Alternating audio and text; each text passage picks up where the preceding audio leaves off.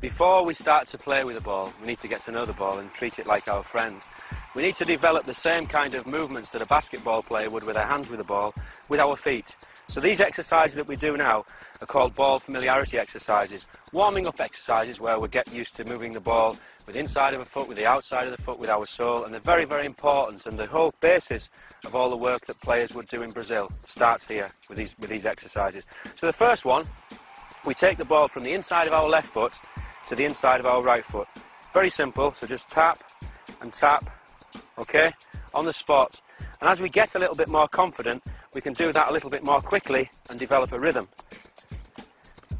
Then when we can do that, we can move off into space and move the ball forward and run with the ball just with that same movement.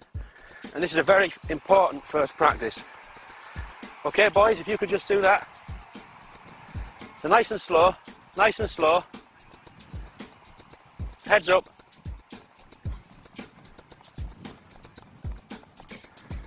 Okay, excellent. And stop.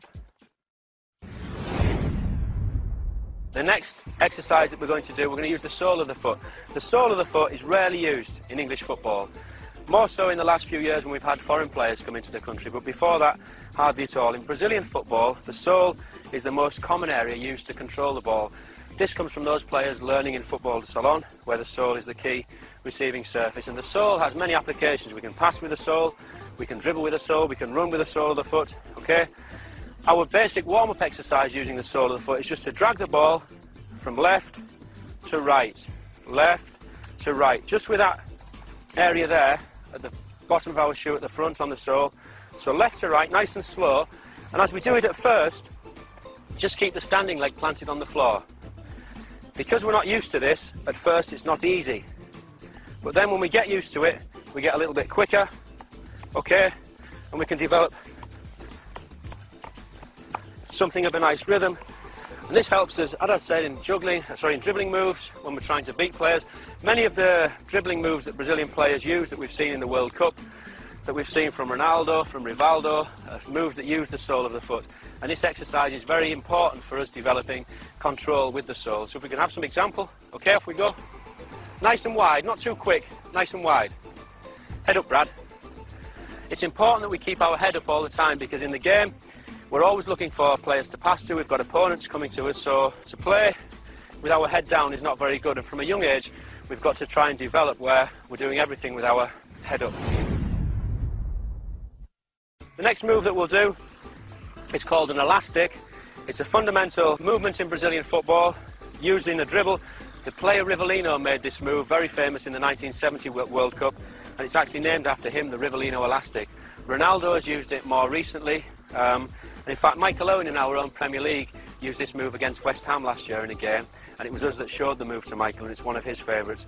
So the elastic move, we move the ball out and then in, all in one movement. Out and then in, all in one. And I'll just show you later how it works in a game. If you could come here, Bradley, without your ball. So I could be facing Bradley in a game, running at him. I'm running at Bradley fast. He's not sure if I'm going to go to his right or if I'm going to go to his left, but I could use the elastic to push out there and then pass. Come again, Bradley. Do a bit faster. Okay, so I'm running at Bradley and I go there, elastic, and I'm past him. So we could just do a few of those. Nearly, try again. Push it out. Try again. And back. And Matt, try your ball. What I sometimes like to do there is after I've done one, not just rush into the next, think maybe what I did wrong. So I'm on my toes, out and in, and I'll stop and I'll just jog behind the ball and think about the next one I'm going to do and get ready for it. The next little move that we're going to look at is a favourite one of mine. I've never seen this one yet in the Premier League. Maybe some of you in a few years' time will be able to do it and we'll see it. And it's called the Ronaldo move. It was made famous by Ronaldo, who had such a good World Cup in 2002. Ronaldo takes the ball with the sole of his foot again, across his body, here, and then steps over it with his left foot. It doesn't look like much, but in a game it can be totally devastating.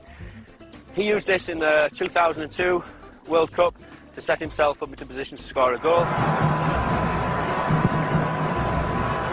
So it's roll the ball across the body, then step over with the left. Nothing more than that. And I'll just show you how it works against the defender. So I'm running up to Bradley in the game, there I go, and past him. Now it's very, very hard for Bradley to defend against that particular dribble, because as I do the first movement, I then step over with my left and it shields the ball. So at that moment, Bradley would have to foul me in order to win the ball. Ready, Brad? So I've rolled across, then step and I'm shielding. So my leg here is protecting the ball. I can push it on and run, and I'm past. Okay, let's practice the Ronaldo.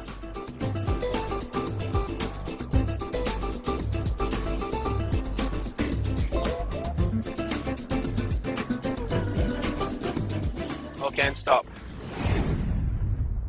The next movement that we're going to look at is the Ronaldinho. Ronaldinho did so well in the 2002 World Cup. He scored that fantastic free kick against David Seaman and made the run that took the ball through to the goal for Rivaldo to score the other goal against England.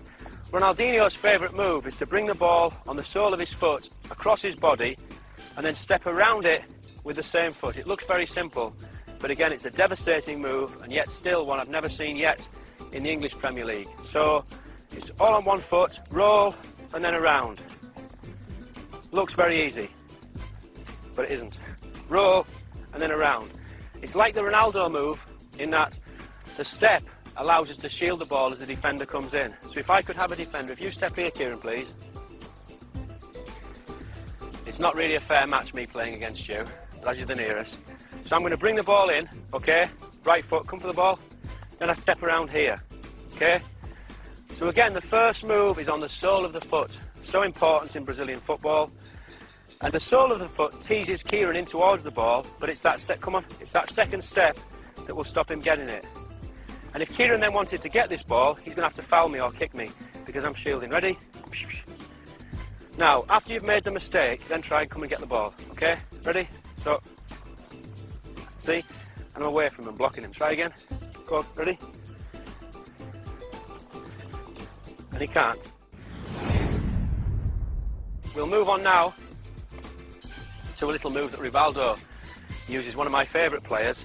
We again practice this on our own. It's no use with any of these things, watching television, watching the videos of Brazil or the World Cup or any player, and then thinking straight away, I can go and do that. I hear commentators so many times see Brazilian players and they say, wow, what did they do? It was so difficult. Our players could never do that. You can do it if you practice. Children can do it. It's just a matter of looking at exactly what they did and then breaking it down into bits, learning the bits, learning it on your own, and then later it's possible in the game. So this is one of Rivaldo's. He brings the ball, he brings the defender in, then brings the ball back with the sole of his foot again, behind his standing leg, and then across. He makes like a little triangle. So 1, 2, 3. 1, 2, 3. Now you may say, how does that have any use to beat a defender? Well, I'll show you. James, you can come in. James is a very good defender. He's at Huddersfield Town at the moment, a centre-back. But I still think with my little Rivaldo trick, I'll be able to beat him. In fact, this is one of James's favourites. I know that from coaching him down the years. So we're running to the defender.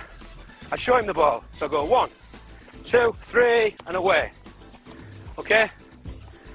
So it's the second touch that is the vital one, because it's like a dog showing the dog the bone to come and get the bone. We're trying to show the defender the ball to get him to follow. So 1, 2, he goes there, 3, and I'm gone. James, if you were there in the corner, I can come into the ball to James. Come on. Come on. Come on. And then finally I'm gone. And away. Very nice move. I think it's better if we practice it moving backwards to get a lot of repetitions in. So in the space, back, behind and across, back, behind and across.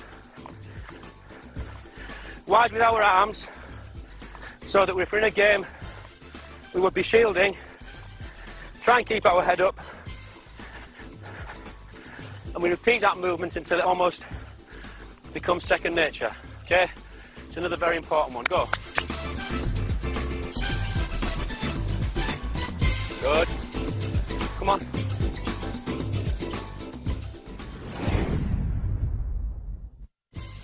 This next move I named after a friend of mine, Emerson, who played at Middlesbrough. He was a fantastic, strong midfield player, great in the tackle, good at long shots, but he also had some fantastic skills. And his favourite was this little move that I'll show here. If you could come there, Adam, please. He would run into the player, look as though he was going to the player's left side and his